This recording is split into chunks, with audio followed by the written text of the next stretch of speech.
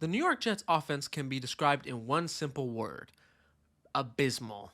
After one fluky 2015 season, the Jets offense has failed to even reach top 20 in the league. Not top 10 or average, they can't even get above 20. And as Jets fans, we've seen it all.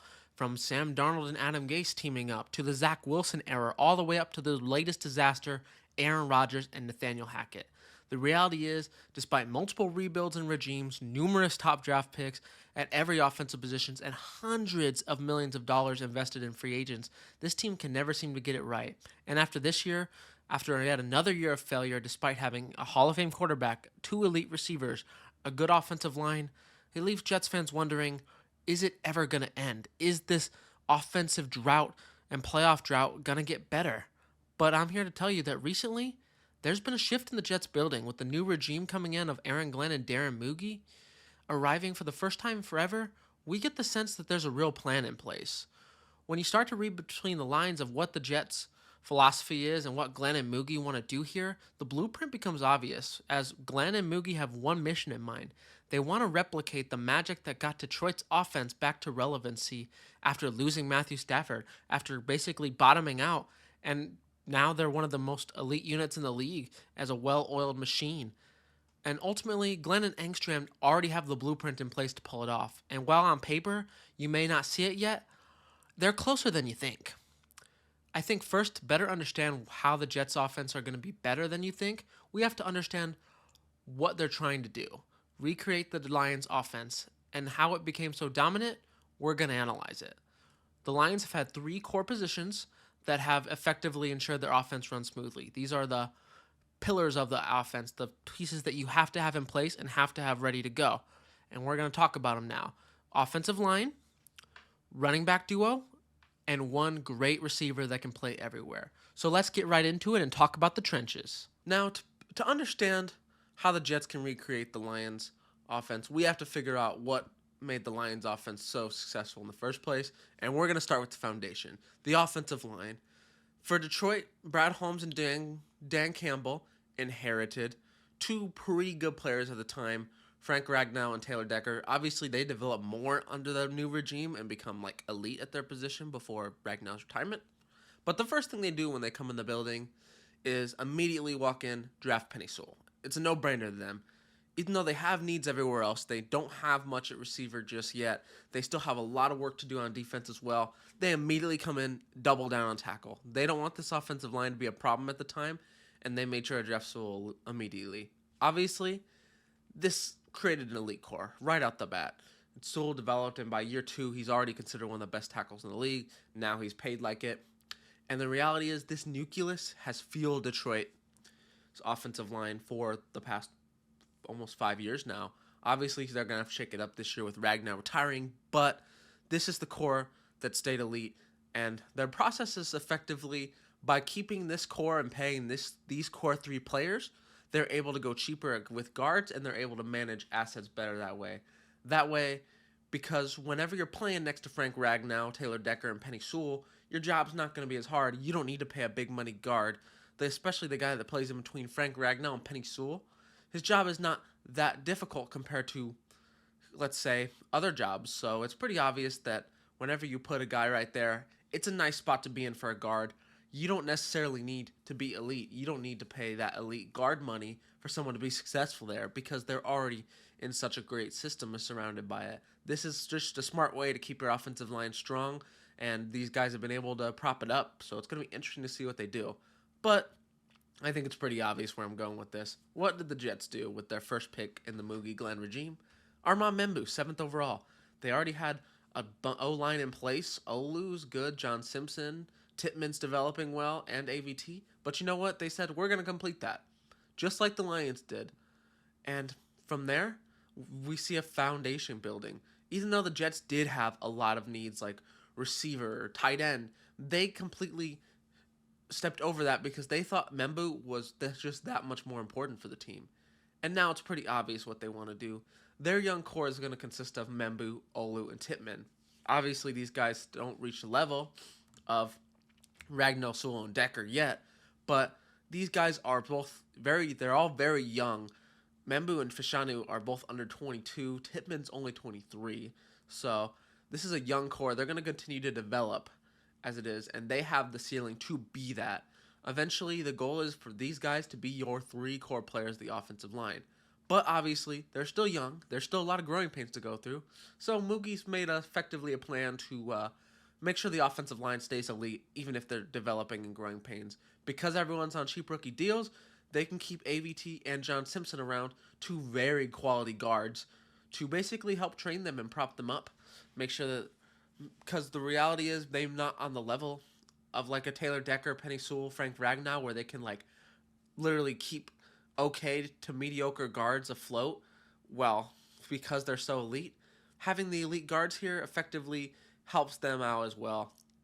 It's very simple right now.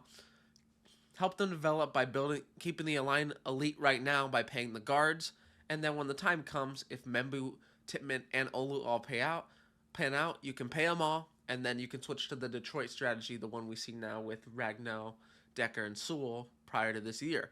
This process, this foundation is just so successful, and the reality is, while it's overlooked, the Jets don't have anything to worry about on offensive line this year, and this is the first time I can say this in my time watching as a fan. You don't have anything to worry about on the offensive line. It is perfect as it is right now, and it's only going to get better as they're going to continue to develop and ideally build this dominant core that's going to lead to so much long-term flexibility that offensive line isn't going to be an issue, that we're not going to be talking about drafting tackles for the next 10 years. Now, let's talk about another essential piece, the running back core. For Dan Campbell, it's been simple, thunder and lightning.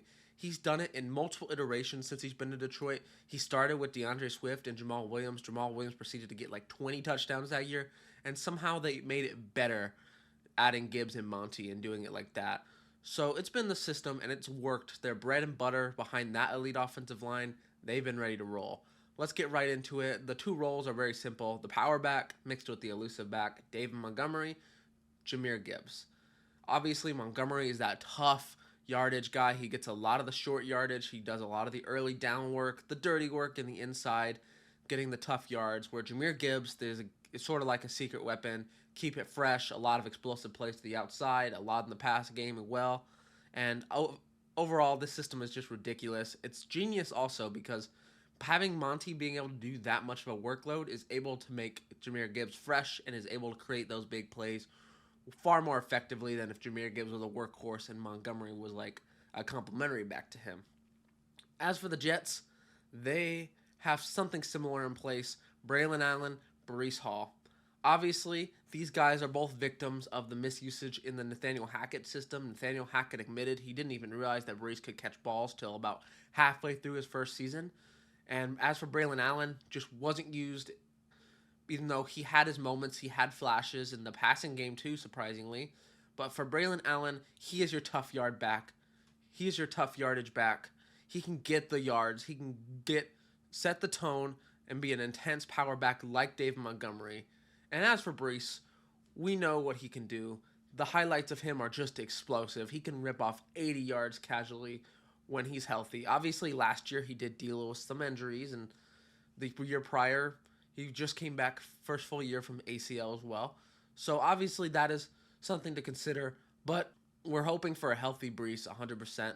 No setbacks or anything like that. And that is whenever I can see them truly reaching that potential.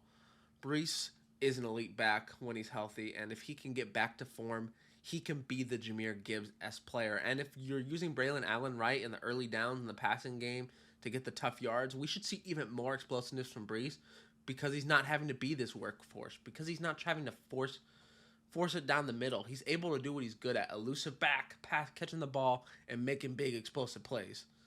Obviously, we're hoping for the best, but I do believe wholeheartedly that these guys are closer than you think to Gibbs and Monty. They have the potential to reach that if they're both healthy and Engstrand does this right. Obviously, that's a big X factor, but behind an offensive line, I expect to be one of the better units in the league.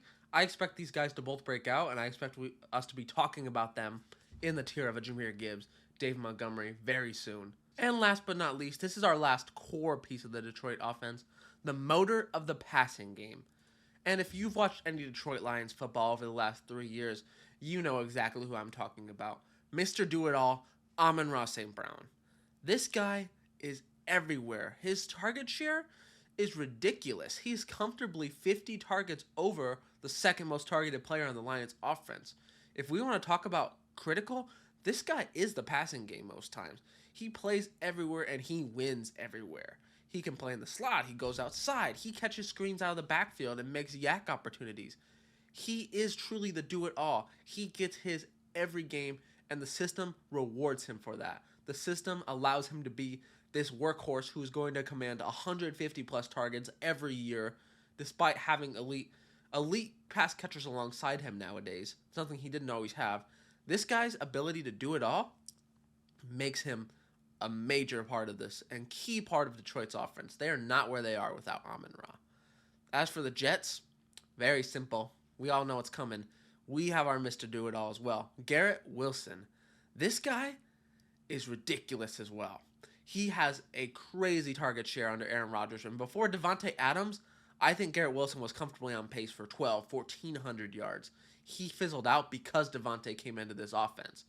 Wilson has elite route running, elite tracking of the ball, and most importantly, those crazy catches.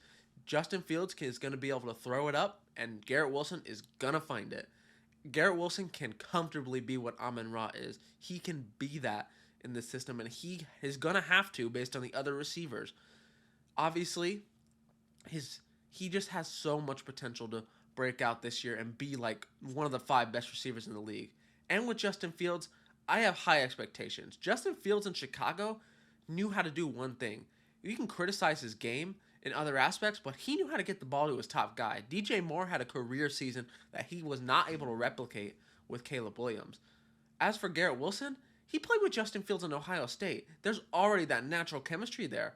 And in an Amon-Ra role, Garrett Wilson is going to absolutely dominate.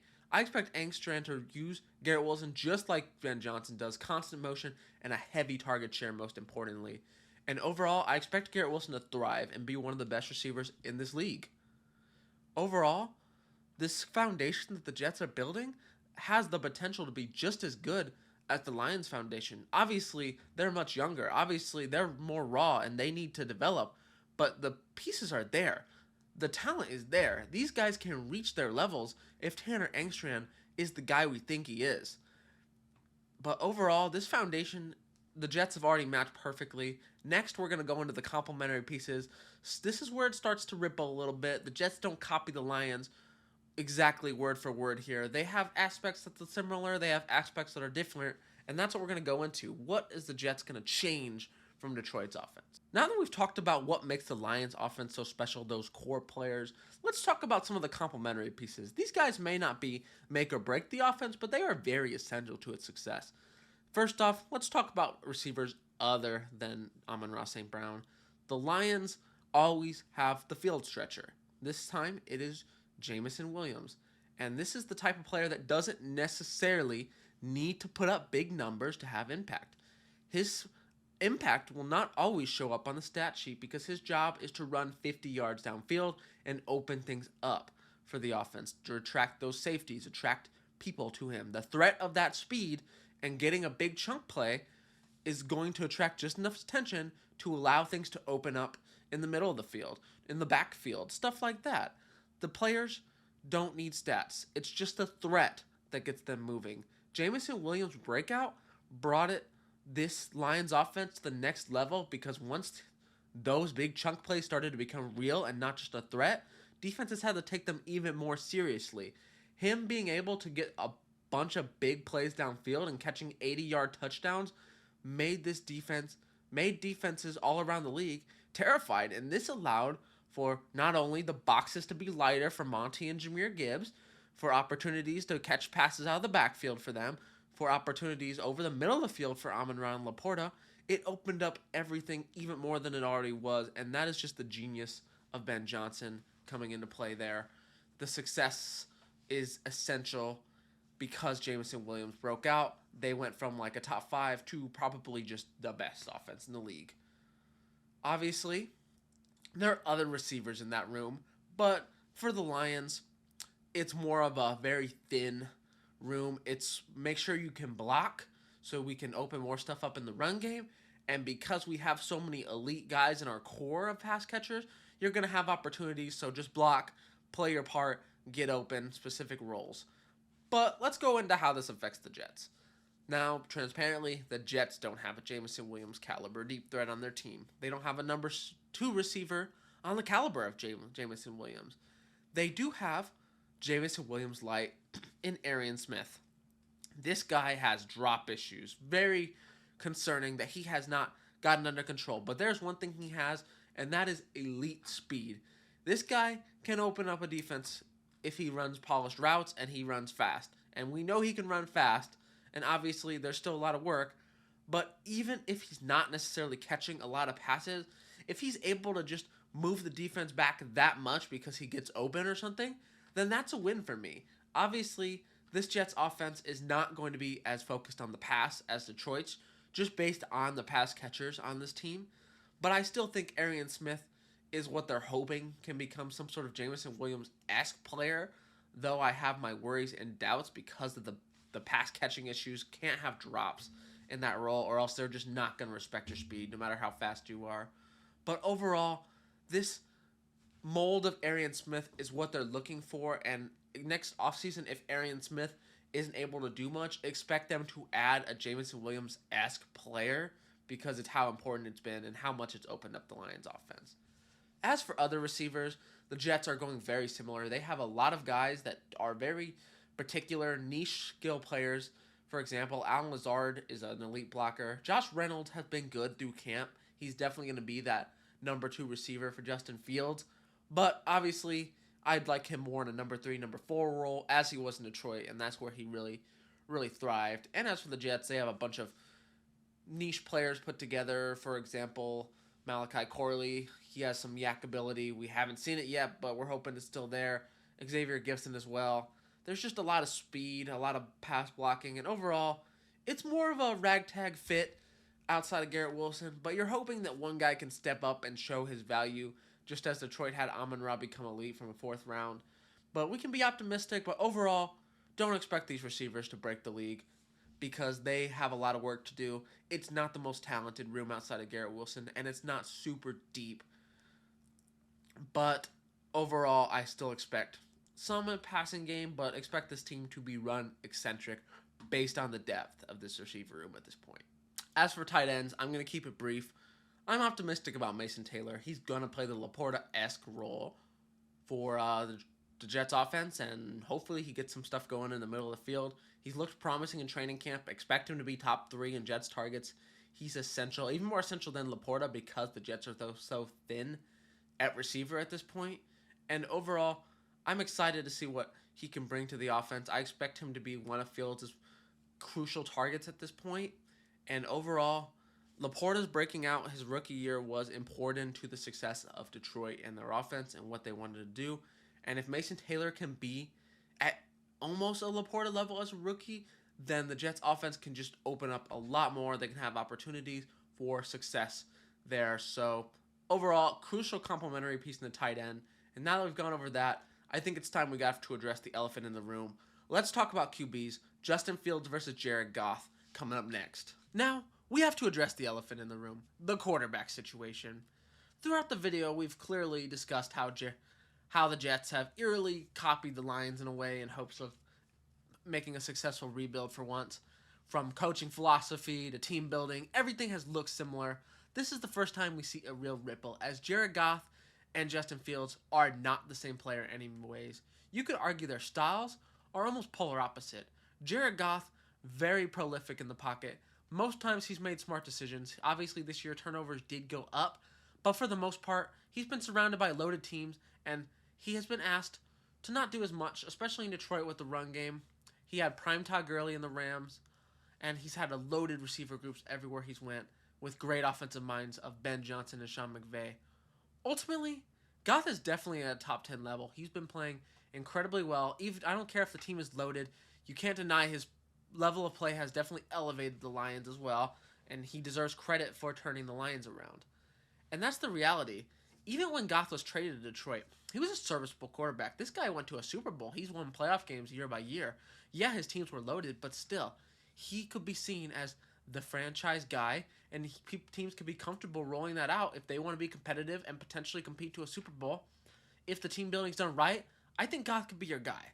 Obviously, he doesn't have the X factor of a Josh Allen or something, Josh Allen and Patrick Mahomes, but he's a smart quarterback. He makes the right plays, and with the right team, he can make noise. As for Justin Fields, he's just not the passer Jared Goff is by any stretch of the imagination. Obviously, Jared Goff had Sean McVay, Justin Fields has Matt Nagy, and Arthur Smith.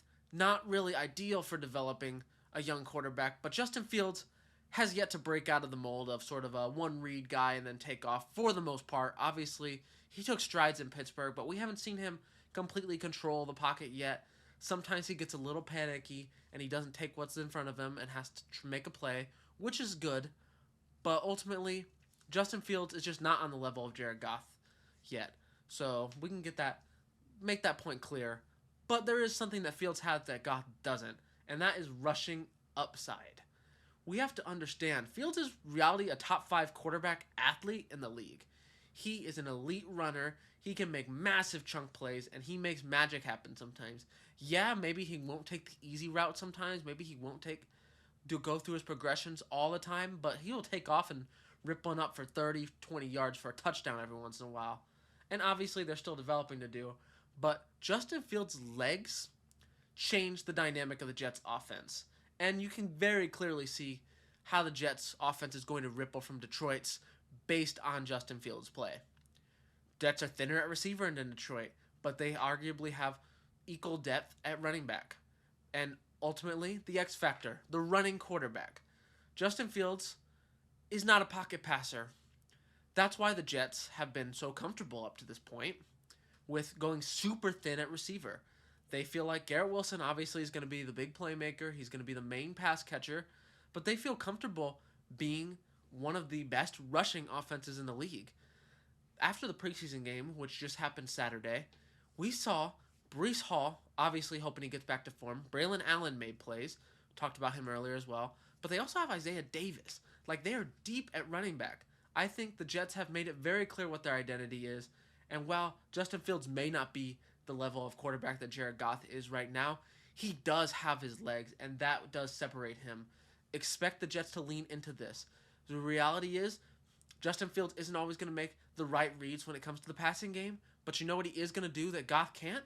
Take off. RPOs, play action. So much opens up when you have a quarterback that can run, and it's going to be absolutely fascinating to see. Now that we've gone through all the comparisons, it's time to come to a conclusion. It's time to answer the question of the video statement. The Jets' offense will be better than you think.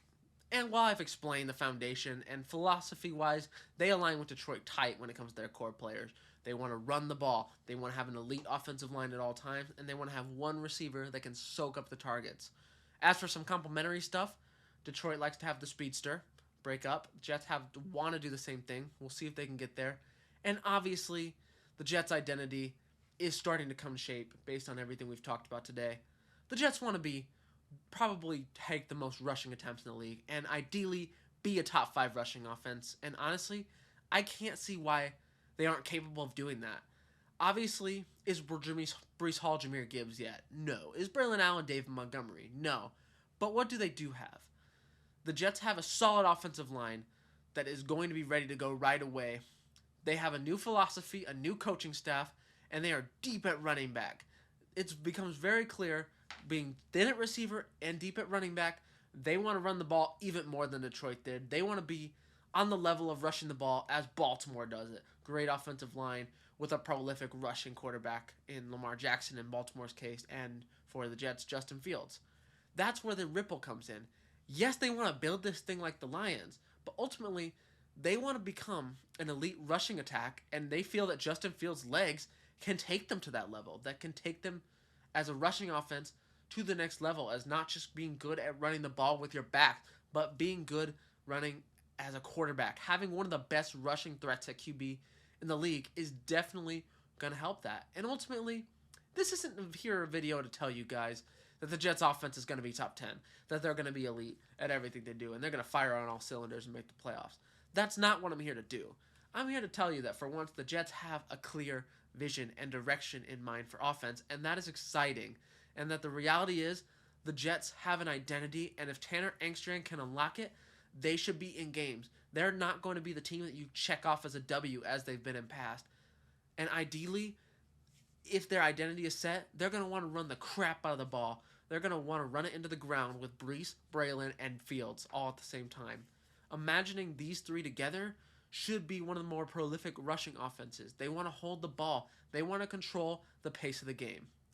And in reality, as a Jets fan, why is this so exciting? Because last year we witnessed a team that comfortably had the most passing attempts, forcing the ball up to Vontae Adams, feeding Garrett Wilson a bunch of targets, which is obviously a good thing. But at the end of the day, they never established the run, even though they had the offensive line and they had the backs to do it. And that is why the Jets' offense could be better. The reality is, yes, were they terrible last year? For the most part, yes. But were they greatly misused? Absolutely. Understand that the Jets' offense, even the year prior, before with Aaron Rodgers, it was always made to run the ball. They had a good offensive line. They had Brees. They had Braylon. They had young players. They were always supposed to establish the run, but for whatever reason, went away from it. So that's what we're here to understand. Why we should have real optimism is that Angstrom is the key to this all. He has the key to this offense.